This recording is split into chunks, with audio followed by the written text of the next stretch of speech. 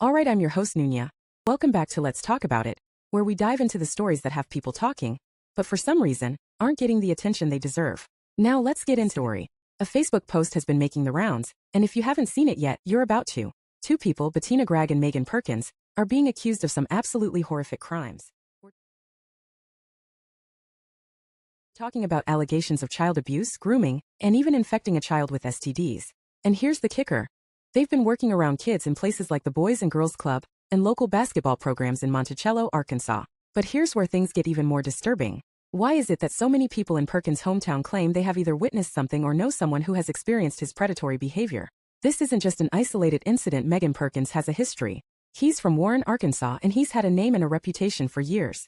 Back in the day, he ran Big Chifa Productions, hosting pageants for young adults and teens. But the whispers around town tell a much darker story.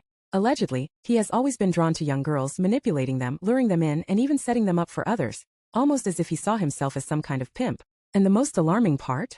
The men and women in his hometown knew about his ways, yet he was never held accountable. And if you think that's shocking, it gets worse. There's an actual article documenting an arrest of Perkins in Louisiana for human trafficking involving a minor, before he was employed at the Boys and Girls Club.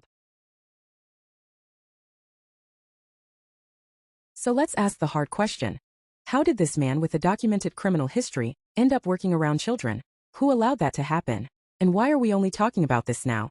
At what point do we stop letting these predators slip through the cracks? This isn't just gossip. It's a wake-up call.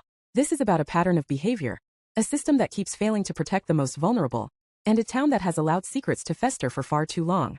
And let's not leave Bettina out of this conversation, because it's not like this man just stumbled into a job at the Boys and Girls Club. No. She hired him. Think about that. Bettina Gregg, who holds the title of director boss, the one who runs the place, gave this man a position around children. And isn't it convenient that this very establishment was once run by her mother and then passed down to her? So what else has been swept under the rug over the years? And here's where it gets even darker. The 4-year-old at the center of this case, this innocent child, is actually related to Bettina, and yet, instead of standing by this little girl, her own Aunt Bettina and members of her family are calling her a liar. A 4-year-old. Let me make sure I'm hearing this right. A child comes forward saying she was violated by both Perkins and Bettina, and the response is to protect the adults instead of the victim. The same little girl was staying in their care for the summer, attending the Boys and Girls Club, the very place they controlled. And now, instead of accountability, this child is being silenced. Make this make sense, y'all? So I have some questions that need answering. How did Perkins with his past get hired so easily? Did Bettina use her power and connections to cover things up?